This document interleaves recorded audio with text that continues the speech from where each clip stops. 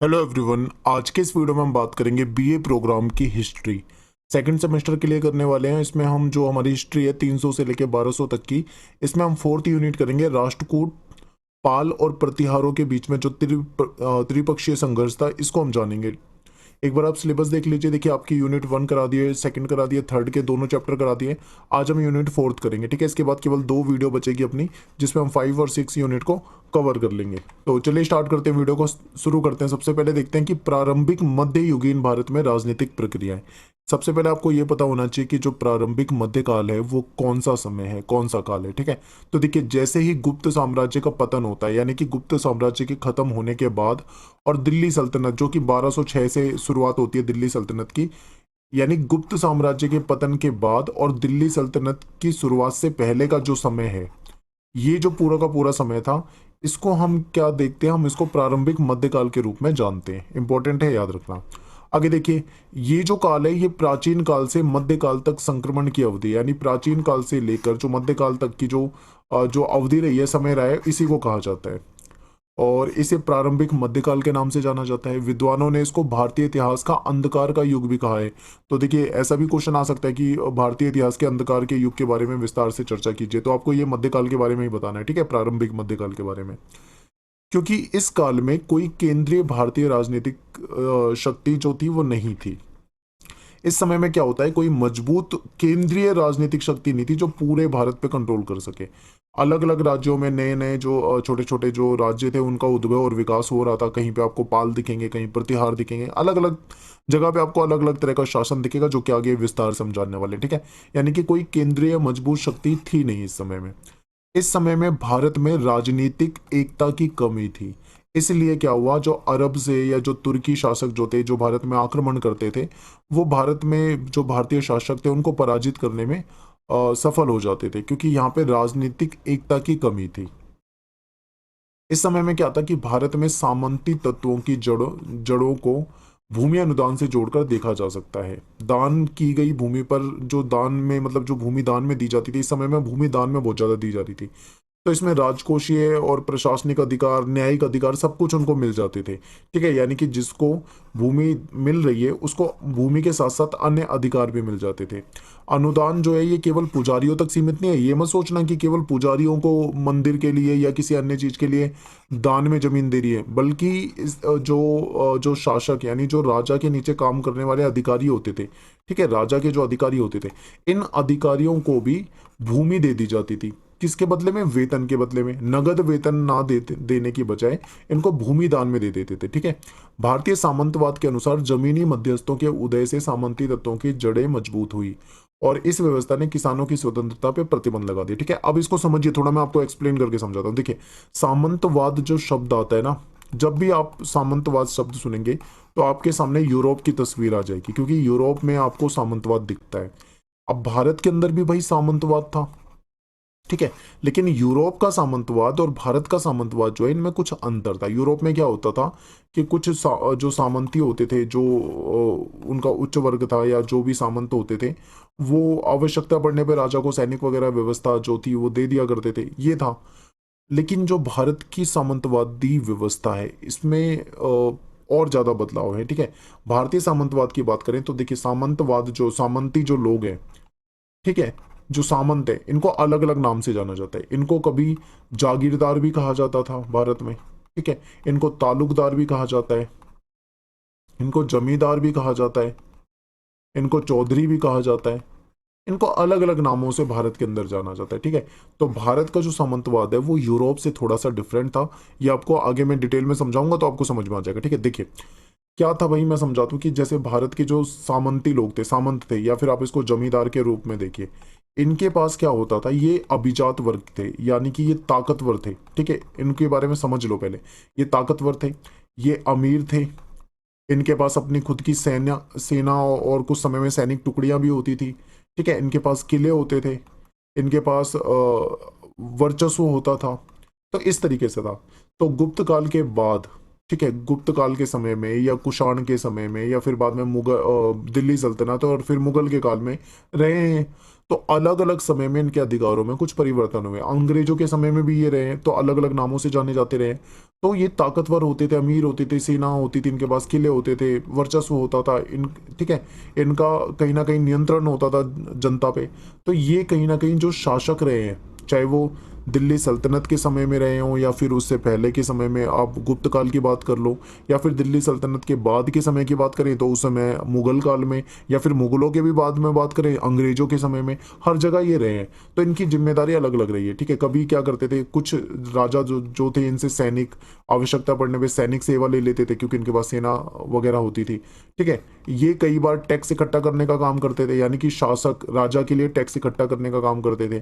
तो अलग अलग समय में अलग अलग इनकी जिम्मेदारी रही है। तो सामंतवाद जो भारतीय है वो थोड़ा सा डिफरेंट रहा है। आगे देखते हैं, नगरीकरण के पतन, यानी जो नगरीकरण था धीरे धीरे इसका पतन हो रहा था, वस्तु का जो उत्पादन था उसमें भी कमी होने लग रही थी, विदेशी व्यापार जो था उसका भी पतन हो रहा था। तो इस कारण इस अवधि में एक चीज महसूस हुई, ये महसूस हुई कि हमें आत्मनिर्भर अर्थव्यवस्था का विकास करना है। ठीक है, यानी कि इस समय में जब नगरीकरण का पतन होने लगा था, वस्तु के उत्पादन में कमी आ रही थी, विदेशी व्यापार में कमी होने लगी थी, तो फिर ऐसे में महसूस हुआ कि हमें आत्मनिर्भर बनना है, कि अपने ऊपर हमें करना है। ठीक है, जो भी है अपने दम पे करना है। इस प्रकार प्रशासन और राजस्व संग्रह का विकेंद्रीकरण हुआ। ठीक है, विकेंद्रीकरण यहाँ पे क्या है कि एक केंद्र होगा, उसके अलावा अन्य अधिकारी अधिकारी होंगे और अलग अलग लेवल से शासन और जो व्यवस्था है वो चलेगी। तो धीरे धीरे क्या होने लगा था, विकेंद्रीकरण होने लगा था। ठीक है, तो विकेंद्रीकरण में क्या है, जो शासन या जो सत्ता है या जो ताकत है या पावर है वो राजा से हटकर अन्य लोगों में बांटी जा रही थी। अधिकारी हो गए, सामंती हो गए, सामंत जागीरदार हो गए, इस तरीके से बांटी जा रही थी। ये सभी शासन में मुख्य भूमिका निभाते थे। ठीक है, तो इसी को विकेंद्रीकरण कहा जाता है। तो आगे देखते हैं, इस विकेंद्रीकरण हो रहा था, इसके कारण क्या था, शासक और जनता के बीच में मध्यस्थ का उदय हुआ। यानी अब क्या हो गया, एक तरफ तो हो गए शासक, शासक में कौन आ जाएंगे, जो भी उस समय में शासक रहे हो, राजा रहे हो, क्योंकि इनके पास सत्ता है, ये मेन है। इनके नीचे सीधा क्या थी, यहाँ पे जनता थी। ठीक है, जनता पे ही इनका शासन होता था। लेकिन अब विकेंद्रीकरण हो रहा है, तो जनता और शासक के बीच में एक नया वर्ग का उदय होता है, जिसको आप सामंती कह लो या आप इसको जमींदार कह लो।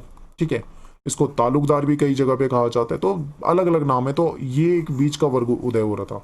ये क्या करता था, ये इनसे जनता से टैक्स लेता था और आगे जाके शासक को कर देता था, दे देता था। कई बार क्या है, कुछ सामंती जो थे वो गद्दारी भी कर देते थे शासक के खिलाफ। ठीक है, ये भी होता था। तो इस कारण क्या था, शासक और जनता के बीच में एक मध्यस्थ जो थे उनका उदय हो रहा था। इस काल में भूमि अनुदान का चलन था, क्योंकि भूमि बहुत ज्यादा थी तो अनुदान में दे दी जाती थी, जिसके कारण क्या था, स्वायत्तता जो है उसका विकेंद्रीकरण हुआ। पूरी संरचना का सामाजिकरण होने लग गया था, यानी कि समाज में कुछ परिवर्तन हो रहे। शासकों ने क्या किया, उत्तर भारत तथा पश्चिमी भारत का जो गांव थे उसकी जो मुख्य भूमि होती थी वो अनुदान के रूप में सामंतों को दे दी थी। अब बात करेंगे राष्ट्रकूट, यहां से क्वेश्चन आपका आता है। ठीक है, राष्ट्रकूट ध्यान से समझना थोड़ा इसको। देखिए, बादामी के जो चालुक्य शासक थे इनका धीरे धीरे पतन हुआ और राष्ट्रकूट जो शक्ति थी इसका विकास हुआ। यानी बादामी जो चालुक्य शासक थे इनका पतन होने के बाद राष्ट्रकूट आपको मजबूत होते दिखाई देंगे। दक्कन जो है वो 8वीं शताब्दी की शुरुआत में राष्ट्रकूटों के नियंत्रण में आ गया था। ठीक है, राज्य के जो संस्थापक थे वो थे दंती दुर्ग। अब याद रखना इनको, क्योंकि ये जो राष्ट्रकूट वाला क्वेश्चन है ना, इसमें से आपका क्वेश्चन आता है, तो आपको याद होना चाहिए कि राज्य के जो संस्थापक थे वो दंती दुर्ग थे। इन्होंने क्या करा, चालुक्य के जो शासक थे इनको हरा दिया। चालुक्य के शासक थे इनके समय में कीर्ति वर्मन द्वितीय, इनसे युद्ध हुआ, इनको इन्होंने हरा दिया। और बादामी जो क्षेत्र होता था, ठीक है, उस पूरे क्षेत्र पे बादामी जो क्षेत्र था उस पे इन्होंने क्या करा, अपना कब्जा कर लिया, अपने शासन में ले लिया। फिर इनके उत्तराधिकारी थे कृष्ण प्रथम। ठीक है, जो दंती दुर्ग के चाचा थे। तो दंती दुर्ग के बाद शासन में यानी सत्ता में कौन आए, कृष्ण प्रथम, जो कि उनके चाचा थे। ये फेमस है। ये क्यों फेमस है, क्योंकि एलोरा का जो कैलाश मंदिर है इसको बनाने का श्रेय जो है वो इन्हीं को दिया जाता है। कृष्ण प्रथम ने सबसे इनके जो सबसे बड़े पुत्र गोविंद द्वितीय थे इनको अपना उत्तराधिकारी बना दिया। लेकिन ये जो है, ठीक है, गोविंद द्वितीय ये एक अच्छा शासक नहीं बन पाया, यानी कि सफल नहीं रहा, असफल हो गया। उसका जो भाई था ध्रुव, उसने क्या करा, कृष्ण प्रथम को पराजित किया और सिंहासन पर कब्जा कर लिया। ध्रुव जो थे, इन्होंने जो पल्लव और वेंगी के जो शासक थे इनसे इनका युद्ध हुआ, उनको भी हराया। और इन विजय ने ध्रुव को पूरे दक्कन का मतलब मेन राजा बना दिया था, क्योंकि सब लगभग दक्कन की सारी जगह जो थी वो इनके कब्जे में आ चुकी थी। फिर गोविंद तृतीय को सभी राष्ट्रकूट शासकों में सबसे महान माना जाता है। ठीक है, अभी हम किसकी बात कर रहे थे? गोविंद द्वितीय की। तो कंफ्यूज मत होना, द्वितीय के बाद जो गोविंद आया वो तृतीय था। तो इसको राष्ट्रकूट शासक में सबसे महान शासक कहा जाता है। जब वह उत्तर में लड़ने में व्यस्त था तब चोल, पांडे और पल्लव इन्होंने आपस में मिलकर एक गठबंधन कर लिया। किसके खिलाफ? गोविंद तृतीय के खिलाफ। ठीक है, लेकिन इन्होंने तीनों ने आपस में मिलकर जब उस पर आक्रमण किया तब भी वे हार गए, अकेले उसने हरा दिया। ठीक है, श्रीलंका के राजा जो थे उनको भी इसने अपना अधीन कर लिया था। फिर अमोघ वर्ष प्रथम का नाम आता है। ये एक सक्षम शासक था, इसने भी काफी लंबे समय तक शासन किया और कला का ये संरक्षक माना जाता है। ठीक है, इसी ने मान्यखेत की जो जो एरिया था उसको अपनी राजधानी बना लिया था। इसके बाद उत्तराधिकारी जो थे वो कृष्ण द्वितीय और इंद्र तृतीय जो थे ये बने। लेकिन बाद के जो शासक थे ना वो लंबे समय तक शासन नहीं कर पाए। ठीक है, तो इनके बाद जितने भी शासक आए वो सब ऐसे ही चलते रहे, थोड़े थोड़े समय में सत्ता से हटते रहे।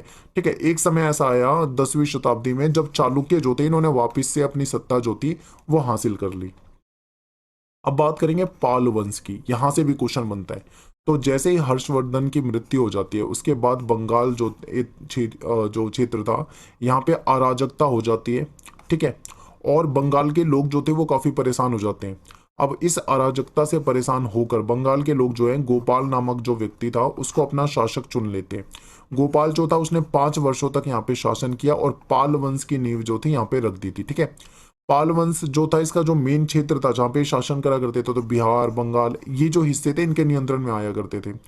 और कुछ समय के लिए उत्तर भारत की ये मेन शक्ति के रूप में भी रहे हैं शासन में। पाल वंश का जो राजनीतिक आधार था वो बिहार और बंगाल का ही क्षेत्र था मेनली। ठीक है, जो उपजाऊ भूमि थी। और इनका एक सबसे खास बात यह है कि जो पाल वंश जो था ना इसका व्यापार था, व्यापारिक संबंध किससे थे? दक्षिण पूर्व एशिया के साथ, यानी जो उधर के देश हैं Indonesia, Malaysia, Philippines, Singapore, Thailand, Brunei, Darussalam, Vietnam, Laos, Cambodia, वो वाले जो देश है ना वो सारे के सारे दक्षिण पूर्व एशिया के देश हो जाते हैं। तो दक्षिण पूर्व एशियाई देशों के साथ भी इनके क्या थे? व्यापारिक संबंध थे। इसके बाद देखिए गोपाल के पुत्र और उत्तराधिकारी धर्मपाल जो थे, जो धर्मपाल जो थे एक महान योद्धा थे। इन्होंने क्या करा, अपने जो राज्य की सीमा थी उसका विस्तार किया, यानी कि कई क्षेत्रों को इन्होंने जीत लिया। फिर बाद में इनकी मृत्यु हो गई, उसके बाद देवपाल जो थे ये सत्ता में आए। इन्होंने क्या करा, अपने पिता की विरासत जो मिली थी उसको बनाए रखा और आगे की जो क्षेत्र थे उसको भी जीता और अपनी सीमा का विस्तार कर दिया।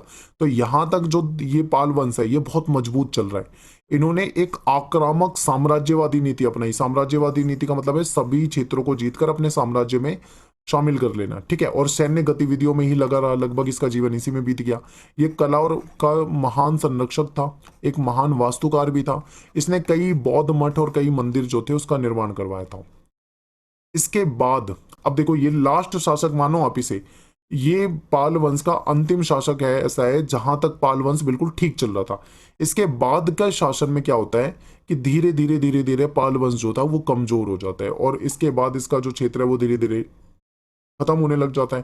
तो पटना के आसपास तक ही इसकी शक्ति जो थी वो सीमित रह जाती है और बंगाल पर भी इसकी जो पकड़ पहले हुआ करती थी वो भी यहाँ पे खो देता है। इसके बाद रामपाल शासक में आते हैं, शासन में सत्ता में आते हैं और कुछ समय के लिए जरूर ये कोशिश करते हैं कि जो पाल का जो वैभव था, जो उसकी एक ख्याति हुआ करती थी उसको बनाए रखे। लेकिन बाद में धीरे धीरे क्या होता है और ज्यादा टूटने लग जाता है। ठीक है, पाल वंश तो बंगाल में 12वीं शताब्दी में सेन वंश जो था वो पाल वंश के बाद उसका उत्तराधिकारी बनता है, यानी पाल वंश धीरे धीरे खत्म होने लग जाता है और फिर नया वंश आता है। तो पाल वंश के बारे में पेपर में आएगा। ठीक है, फिर है गुर्जर प्रतिहार। तो गुर्जर प्रतिहार जो है शुरू में ये क्या थे? राजपूत कबीले थे। ठीक है, और ये गुर्जर के वंशज माने जाते थे।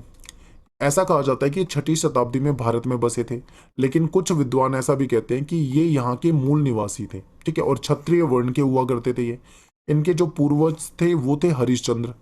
ठीक है, इन्होंने भद्र नामक एक जो क्षत्रिय महिला थी उससे विवाह किया था और इनके जो पुत्र थे वो इन्हीं की उनकी जाति के हो गए थे। कुछ ऐसे भी सबूत मिले हैं जिसमें गुर्जरों का जो पूर्वज है वो लक्ष्मण को माना जाता है। ठीक है, जो भगवान राम के जो भाई हैं लक्ष्मण, उनको भी इनका पूर्वज कुछ जगह पे कहा जाता है।